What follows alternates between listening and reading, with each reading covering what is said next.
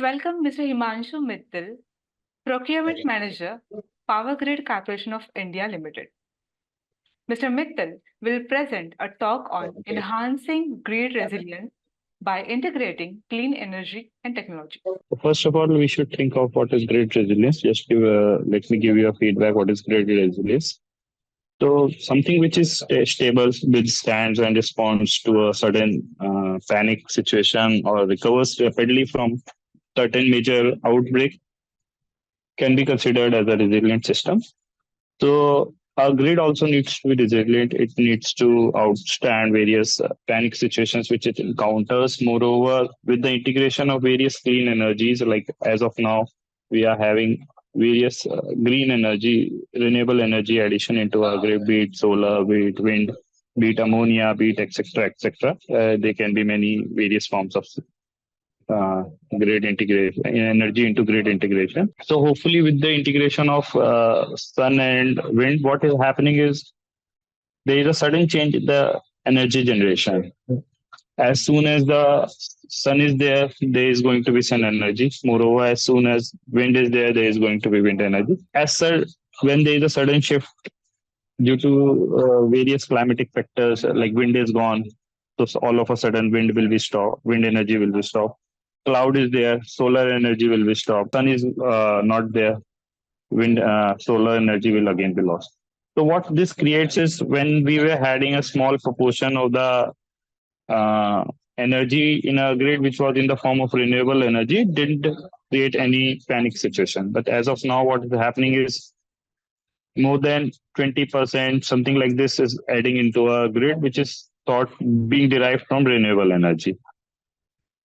So just would like to share a fact, like as of now, India has added a record 13,000 megawatt of energy generation in the first quarter of 2024. And you will be astonished to know that it accounts for around 70% of the total addition which has been done. So if such large accumulation or moreover addition of solar energy or wind energy will keep on happening, what this will create is a grid is not meant for sudden peak shifts or something like these are type of situations. We will be needing certain smart grids type of technologies or certain technologies which can withstand such frequent fluctuations which are happening in the grid. To share a fact, like if you think of metropolitan areas, be it Delhi, Chennai, Mumbai, big areas I am talking about, they have huge power supply, huge power demand. More various during the day hour or the night hour, there are various occasions when it gets to its peak and then again reverses to its normal course of power demand. So there are huge fluctuations. S.C. Sharma, moreover, Mr. Shailesh Modi are also situated. The situation sudden changes might create a problem. To add to the cherry, like we are having air conditioners in our rooms, offices, homes, everywhere. There is a study like by around 2035, when India will be towards a developed nation, progressing towards a more developed progressed nation, around 50% of our energy will be consumed in providing air conditioning. So that's a huge chunk. So for like these are the present situations which are adding problems. Now to counter such situations, we have various measures. First one is better forecasting. So if we can, like someone explained, during the day, electricity is being generated at 2 rupees per hour, whereas during the night, it gets peaked up to 10 rupees per hour. So there can be a better forecasting that people who are consuming more electricity during the day get some waiver. People who are consuming more electricity during the night may give some more penalty or something like this sort. So we need to have a better forecasting system. Moreover, government is also trying to something of this sort needs to be done in order to reduce certain fluctuations on a daily basis. Second is we are adding various systems in our grid which have in turn turned our grid into smart grids, which will be implemented all over India in due course of time. The Tata Power also has 10 megawatt BESS battery energy storage system in order to have sustain peak demand. It can sustain up to 10 megawatts. So recently, various government initiatives have been there, and various large tenders have been floated by various utilities, particularly in the state of Gujarat. GUVNL is working on this, and they have floated 500 megawatt tenders. Like 500 megawatt of power can be supplied within second, and it is going to be stored in batteries. Next one is we can add various capacitor banks. So capacitor banks, like if you can remember, in 2013-14 there was a situation of complete blackout. By blackout I means there was grid instability, and various power generators were disconnected from the grid due to this imbalance in frequency. So government very well understood that this situations might occur well in the future also. So for what we envisage that we should add more capacitor banks or statcoms to our grid. So hopefully these statcoms or oblique capacitor banks have been recently added in our grid during 2014 to 2019. So these have been done. Moreover, if you think of more quick measures which we can do is we can have grid isolation. If certain part of the grid gets certain fault, it can be disconnected from the other part of the grid. What Mr. S.C. Sarma also explained through an example. It was a small part of a grid can have plan microgrid also for a certain like situation in hilly areas or in certain islands where the energy is needed. We can form microgrids or we can plan grid isolations also.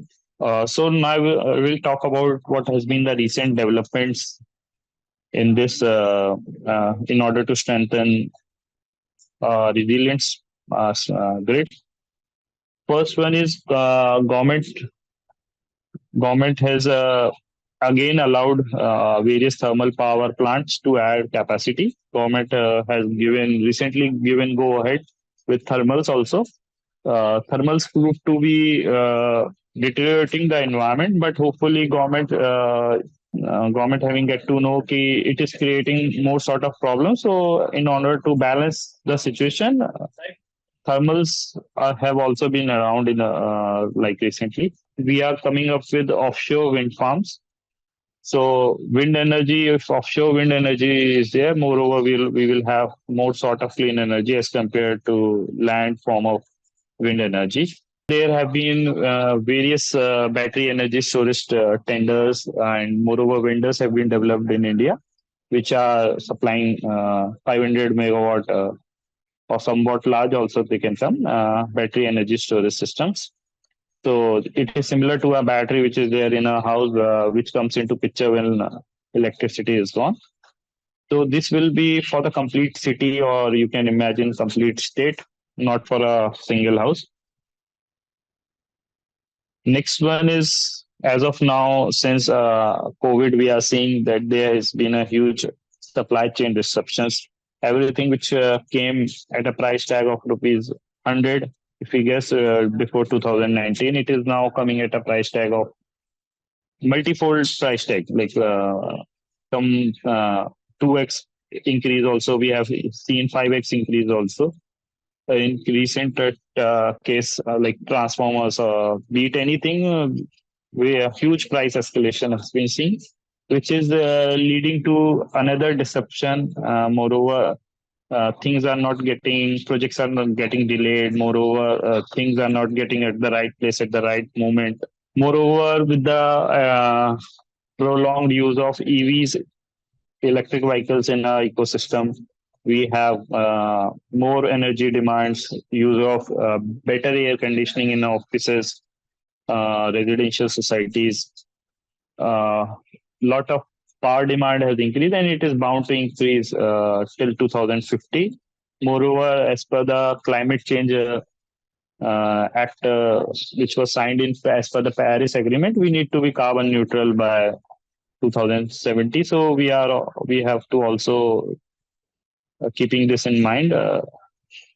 Moreover, next thing is there have been studies which says that there can be a cyber issues with the grid since a lot of harmonics are getting into our system. Moreover, many electronic electronic items are being getting into a great beat on the demand side or the supply side, which can lead to other type of issues. Moreover, it can disrupt the grid at a single moment. So for this is from my side. Thank you. Thank you so much, Mr. Mittal, for sharing your views.